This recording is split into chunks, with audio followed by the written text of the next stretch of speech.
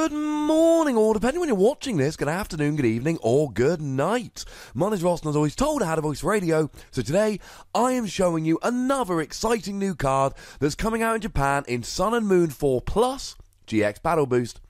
It's Ancient Crystal. Now, this was leaked on PokeBeach.com this morning, and as of the recording of this video, they are the only outlet that have actually leaked this particular card. So what does it do?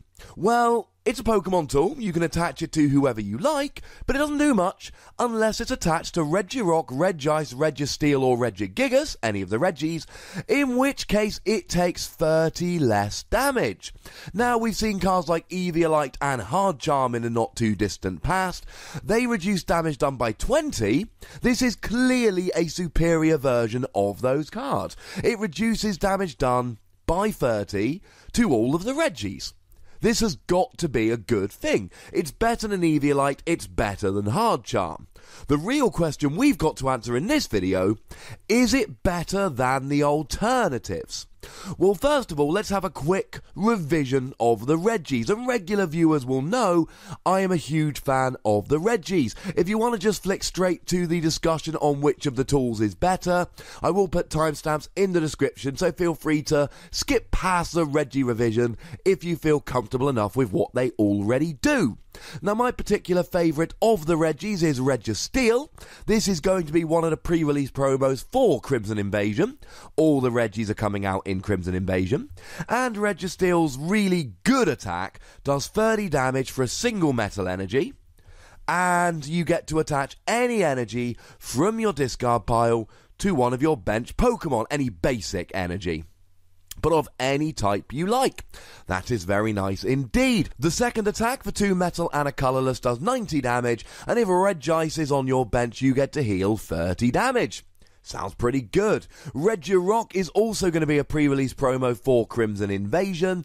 It does 110 damage for 2 fighting and a colourless, the damage not being affected by resistance, and the ability means that all of your Registeel's attacks do 10 more damage to the active Pokemon. Kind of like a Dalmise, but just for Registeel.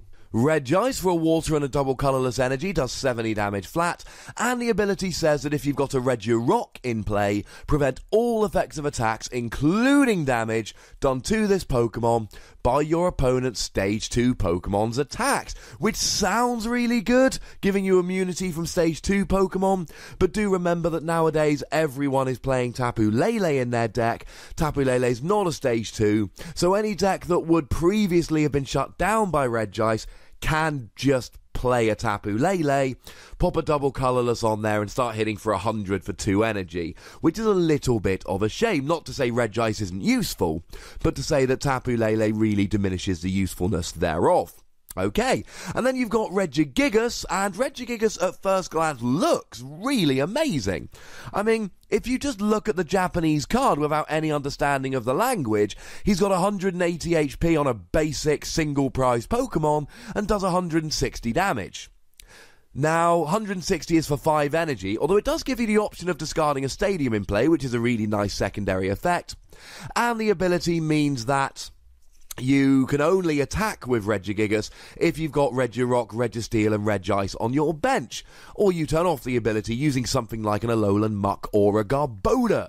So clearly Pokemon want us to be using a Regi deck. You saw there that they all interact with each other. Regigigas needs the rest of them to attack, and then you've got Registeel, which heals if Regice is on the bench, and Regice, which has immunity to Stage 2s if Regirock is on the bench, and Regirock, which boosts the power of Registeel's attacks.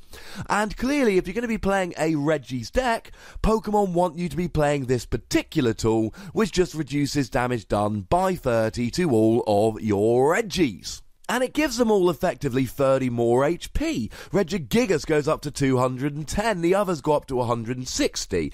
The thing is, if all you want to do is increase HP, we've got Fighting Fury Belt. Because all these Pokemon are basics, you can use Fighting Fury Belt to give them an extra 40 HP, and allow them to do an extra 10 damage. So if you're thinking about a single attack that they're taking, Fighting Fury Belt is clearly better. It's an extra 40 rather than an extra 30, and it allowed you to do 10 more damage. It is definitely better than Ancient Crystal. However, This Ancient Crystal is not just a single attack kind of thing. Let's say you come up against something like an Yveltal. Well, Yveltal does 30 damage. Except if you've got Ancient Crystal attached, that will reduce the damage done by 30, and you in fact take 0 damage. So if you're against something like a Ho-Oh, for instance, then you clearly want Fighting Fury Belt, because you're going to be essentially one-hit KO'd. So Ho-Oh against a Regigigas will do 180 and get a KO. With one steam up from a Volcanion, will get a KO with an Ancient Crystal attached. Ancient Crystal reduces by 30, steam up increases by 30, they cancel out Regigigas' KO'd. But a Fighting Fury Belt will put Regigigas up to 220, and a single steam up plus an attack from Ho-Oh will only do 210, Regigigas will survive. For big attacks, Fighting Fury Belt is better because it gives you that extra 10 HP, which may well be the difference between a KO and not a KO. But against little attacks, Ancient Crystal is clearly much better than Fighting Fury Belt. You can sit there against a Volcanion using Power Heater or an Yveltal using Oblivion Wing for as many turns as you like, and you essentially just sit there laughing in your opponent's face because they're not actually doing any damage whatsoever. This is really nice. Now, this is not the only option you've got. How about Choice Band? Choice Band is a really good tool at the moment because it allows you to do 30 more to EXs and GXs, and as I've said on a number of occasions in a number of videos, doing extra damage is always good, and it helps you hit the numbers. So let's take something like Registeel. You're doing 90 damage. If you're against a Gardevoir who's weak, you're doing 180. You whack a Choice Band on Registeel, you're now doing 120. With the weakness, you're hitting Gardevoir for 240, and you're actually getting a one-hit KO on Gardevoir straight away. That's really nice. However, Registeel is not the best example to use here, because you don't necessarily need Choice Band to do the extra damage with Registeel. He's a metal Pokemon, so you've got Dalmise, who does 10 more damage for all of your metal Pokemon's attacks. And you've got Regirock, who allows Registeel and only Registeel to do an extra 10 damage from attacks. Now, I should mention at this stage that in a Regi deck, you still want to play Regirock, because remember, it's Regirock that allows you to have immunity from Stage 2s with Regice, and it's Regirock that means that Regigigas can attack, so we do like Regirock if you're playing a Regi deck. In a non-Regi deck, Dalmise is probably superior, because you could play other metal Pokemon, like something like Kartana, for instance, and then you would get the extra damage as well. Plus, you can use Fighting Fury Belt to do extra damage. So when it comes to whether you need to play Choice Band in Regigigas, it really comes down to deck construction. If you're playing a bunch of Regirock or Dalmise, you don't need the extra power from Choice Band, but if you're not, you may well need the extra power. If you don't need the extra power from Choice Band, that means you can afford to play Ancient Crystal. But if you do, then you can't. It's as simple as that. The other option here potentially is Floatstone, which gives all of your Regis free retreat.